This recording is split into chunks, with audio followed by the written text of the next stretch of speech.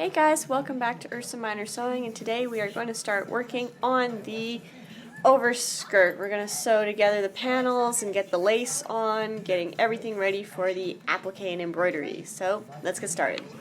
Okay, so the first pieces you're going to need are the back, and on your pattern piece there's a marking that shows you where to start sewing.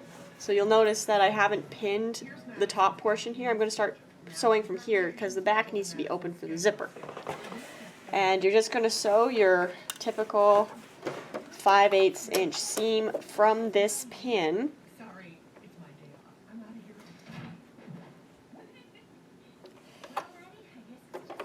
all the way down. So I'm going to take care of the sewing portion of your back. Okay, so once you get that seam done, you're going to take your front pieces and open up the back portion. Oops, wrong piece. So open up the back portion, and with right sides together, you're going to pin one of the front pieces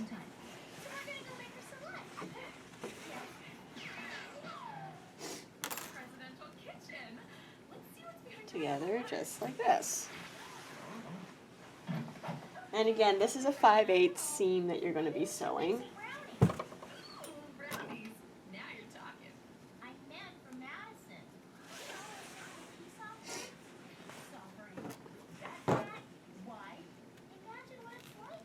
So I'm going to finish this process and sew the seam and be right back. Okay, so I've got my pieces sewn together and I've pressed open the seams and pressed them flat. So next thing we have to do is get the lace on here. And it's basically just going to go right sides to right sides.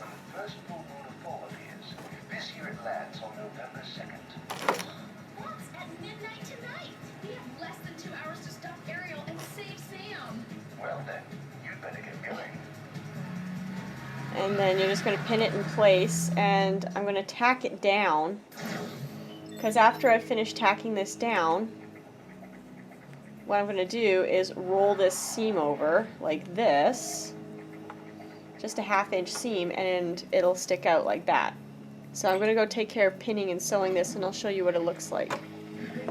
Okay, so I've gotten my lace on, and all you're going to do now is flip it over like this and press the seam allowance of the lace and the overskirt underneath.